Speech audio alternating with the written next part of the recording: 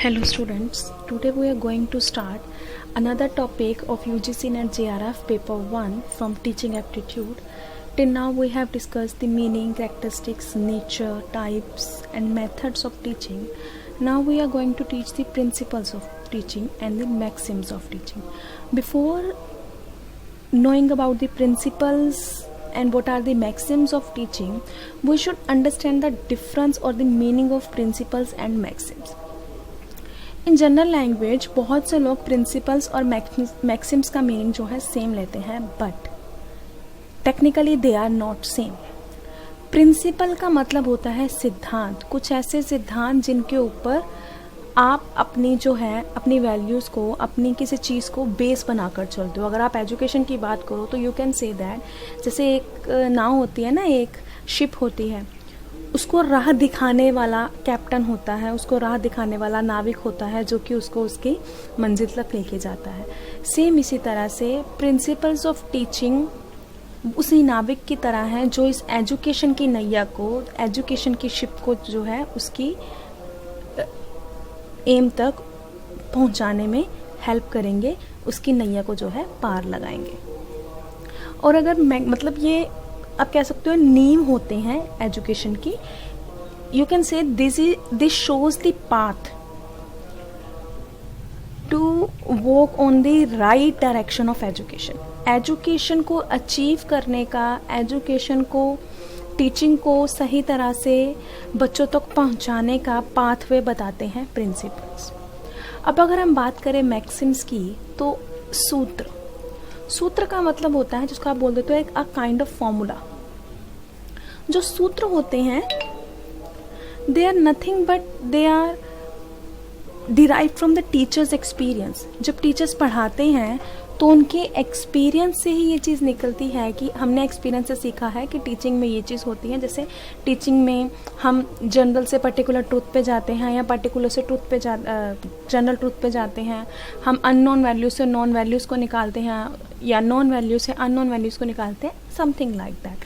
तो ये एक्सपीरियंस से आते हैं. These are just a generalisation of teaching. ये एक तरह से आप कह सकते हो कुछ एक्सपेरिमेंट्स जो टीचर्स ने अपनी लाइफ में किए होते हैं, आगे जाके वही जो है बाकी टीचर्स के काम आते हैं, उसी को बोलते हैं Maxim's of teaching.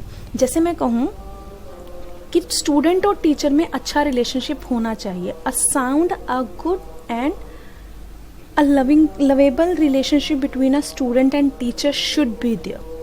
But from the experience of many teachers, it has been proved that, and we can say that because a teacher and students are having a lovable relationship, it never means that कि teacher और student जो हैं आपस में friend बन सकते हैं. या अगर आप कहो कि आपका टीचर आपके हाथ में हाथ डालकर, आपकी बाहों में बाहें डालकर आपके साथ गार्डन में घूमने जाए तो दैट इज नॉट पॉसिबल. मतलब फिर वो रिलेशन जो है एक शिष्य और गुरु का वो खराब हो जाता है. तो this is a kind of maximum, एक जनरल ट्रूथ है ये. आई होप आपको प्रिंसिपल्स और मैक्सिम्स का मीनिंग जो है वो समझ में आ गया होगा. नाउ स्टार्ट करते हैं हम कौन कौन से प्रिंसिपल्स हैं टीचिंग के. फर्स्ट प्रिंसिपल है प्रिंसिपल ऑफ एम.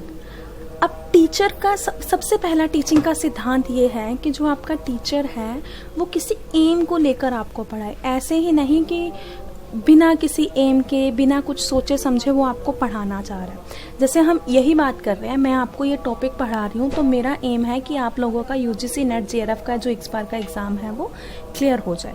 तो यहाँ पे जो मैं पढ़ा रही हूँ तो मेरा पहला प्रिंसिपल क्या है, मेरा पहला सिद्धांत क्या है, मेरा एम मैंने सामने रखा है कि what is my aim. My aim is that all of you clear your UGC NET JRF this time. So first principle is principle of aim. Teacher का एक एम जरूर होना चाहिए, एक ऑब्जेक्टिव जरूर होना चाहिए जिसको उसे पूरा करने की तरफ ध्यान देना चाहिए. द प्रिंसिपल ऑफ एक्टिविटी और लर्निंग बाय डूइंग. प्रिंसिपल ये कहता है ये वाला कि टीचिंग में आने वाला जो टीचर है, इस प्रोफेशन में आने वाला, उसके अंदर लर्निंग बाय डूइंग की कैपेसिटी होनी चाहिए। ज़रूरी नहीं होता जो आपको पढ़ाने वाला टीचर हो उसको हर एक कंसेप्ट की जो है नॉलेज हो।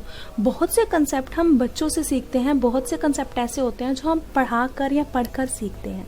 बहुत से टीचर्स ऐसे होते हैं, even I can say I am one of them, जो हम जब खुद पढ़ते थे तो हमने छोड़ दिया, लेकिन जब हम आपको पढ़ाते हैं या हम किसी और को पढ़ाने की कोशिश करते हैं तो हम उसके गो थ्रू ज़रूर जाते हैं, फिर हम ज़रूर पढ़ते हैं।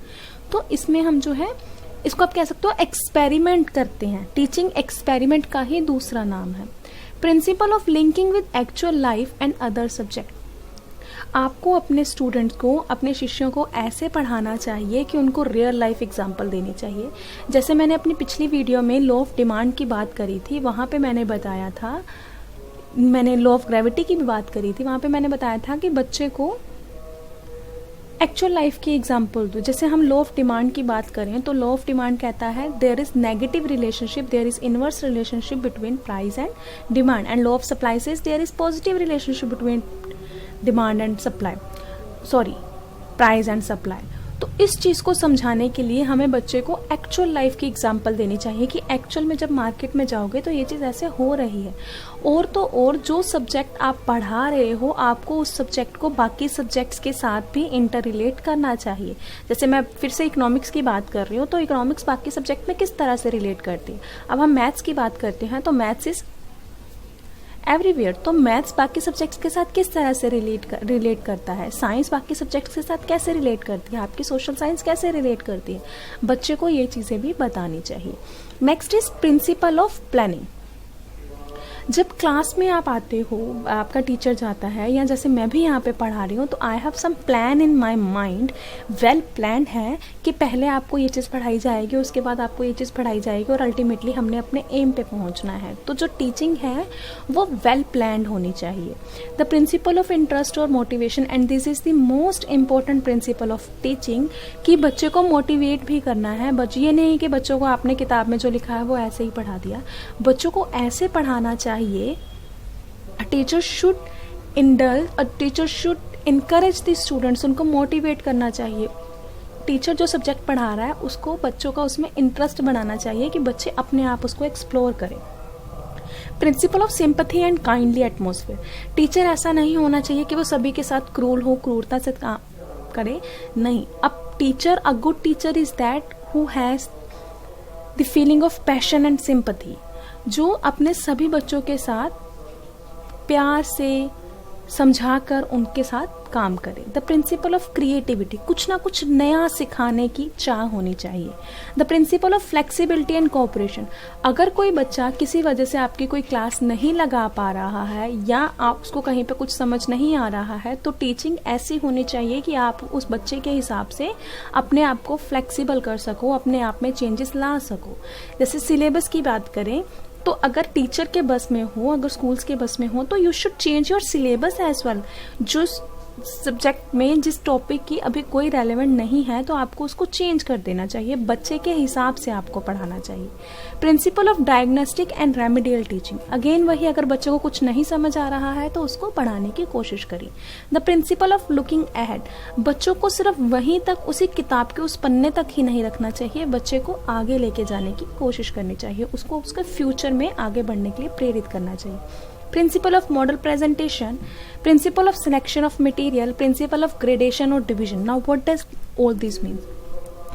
सिलेक्शन ऑफ मटेरियल की बात करें तो इट मीन्स दैट कि जो टीचर है, सिलेक्शन ऑफ मटेरियल का मतलब होता है जब आप किसी बच्चे को पढ़ा रहे हो तो there should be adequate infrastructure, there should be adequate and sufficient जो मटेरियल है बच्चे की ज़रूरत के लिए वो वहाँ पे होना चाहिए। ग्रेडेशन और डिवीजन का मतलब है बच्चों को ग्रेड्स देकर, अच्छे ग्रेड्स देकर, इफ़ दे आर डिजर्विंग तो उनको इनकरेज करना चाहिए, उनके सिलेबस को डिवाइड कर देना चाहिए ताकि वो उसको अच्छी तरह से समझ सकें। प्रिंसिपल ऑफ इंडिविजुअल डिफरेंसेस, बच्चे के साथ अगर किसी के कोई पर्सनल प्रॉब्लम है तो टीचर को उस पर्सनल प्रॉब्लम को अपने प्रोफेशन में बिल्कुल भी नहीं लाना चाहिए। He should set aside his individual differences. The principle of democracy, सबके साथ ही शुड बी इक्वल सबके साथ उसको सेम बिहेवियर करना चाहिए, should not be a dictator, उसे बच्चों की भी सुननी चाहिए, सिर्फ अपनी ही उसको तानाशाही नहीं दिखानी चाहिए. So these were some of the principles of teaching. I hope आपको ये समझ आया होगा. Next are the maxims of teaching. Maxims का मतलब होता है जनरल आइडियाज एंड मेथड्स किसी काम को करने के लिए जो कि आपके टीचिंग को हेल्पफुल बनाते हैं. सबसे पहला है सिंपल टू कॉम्प्लेक्स. अगर आप अपने केजीज, अपने नर्सरी क्लासेस को, अपनी फर्स्ट सेकंड क्लास को याद करो तो वहाँ पे आपको जो कंसेप्ट समझाए जाते हैं वो इजी होते हैं. लेट अस सपोज आप अंडर ग्रेड में किसी सब्जेक्ट को पढ़ रहे हो, उसी सब्जेक्ट में जब आप मास्टरी करते हो तो you have seen that because you are a UGC aspirant, a NET aspirant, JRF aspirant, तो ऑब्वियसली आप सब लोगों ने मास्टर करी हुई है. तो जिस भी सब्जेक्ट में आपने अपनी मास्टरी करी होगी वो सब्जेक्ट आपने अपने अंडर ग्रेड में भी ऑप्ट किया होगा. तो आपने देखा होगा जब आपने अंडर ग्रेड में वो सब्जेक्ट पढ़ा तो आपने हर एक टर्म्स को थोड़े सिंपल वे में पढ़ा था. जब आप उसके मास्टरी करने आए, जब आप उसकी मास्टर डिग्री लेने आए तो आपको उस कंसेप्ट को डिटेल में पढ़ना पड़ा जो कि थोड़ा कॉम्प्लेक्स था. This is first maxim of teaching कि सिंपल से शुरू करके हम जो है कॉम्प्लेक्स तक पहुंचते हैं ताकि बच्चे के कंसेप्ट धीरे धीरे क्लियर हो जाए और उसकी नॉलेज जो है इंक्रीज हो जाए. From known to unknown. सबसे पहले बच्चे को कुछ नॉन फैक्ट्स पता होते हैं जिसकी वजह से अगर आप रिसर्च में आपने रिसर्च पढ़ी है, नहीं पढ़ी है तो हम पढ़ेंगे आगे.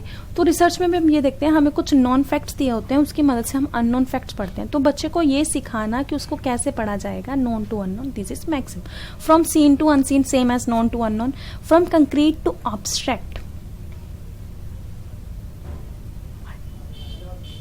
कंक्रीट टू एब्स्ट्रैक्ट का मीनिंग होता है, कंक्रीट का मतलब होता है कुछ सॉलिड चीजें जिनको आप छू सकते हो, कुछ फिजिकल चीजें जिनको आप महसूस कर सकते हो, आप उनको पकड़ सकते हो, सेंस कर सकते हो.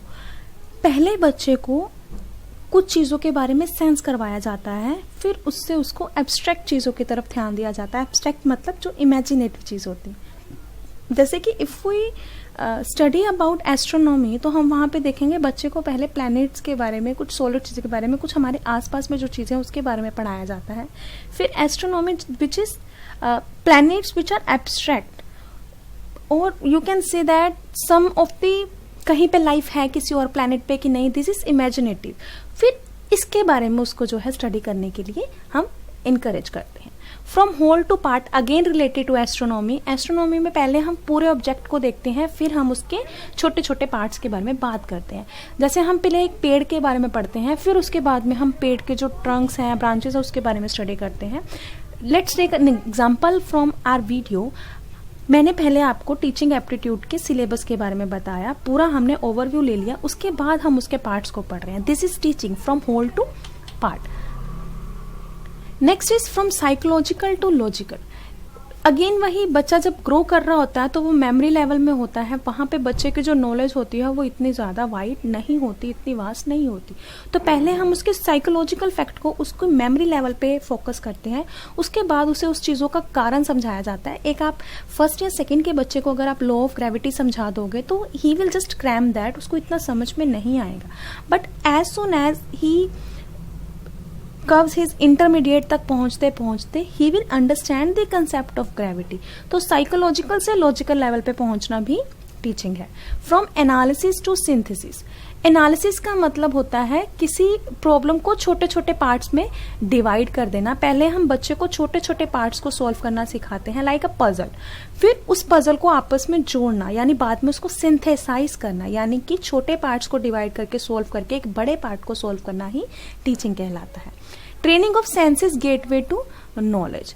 बच्चे के जो सेंसेस होती हैं, sight, hearing, taste, smells etcetera, इनको कैसे यूज करना है, किस तरह से यूज करना है, कहाँ पे यूज करना है, इसको सिखाना भी टीचिंग ही कहलाता है. So this was all about the principles and Maxim's of teaching. I hope आपको ये समझ आया होगा. Will be back with the next video. Thank you.